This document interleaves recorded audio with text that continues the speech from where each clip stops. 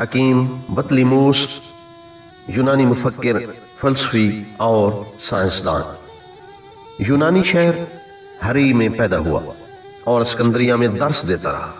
78 عیسوی سے 127 عیسوی کے دوران میں فوت ہوا۔ اس کی کتاب المحبسطی نے مسلمان سائنسدانوں پر خاصا اثر ڈالا۔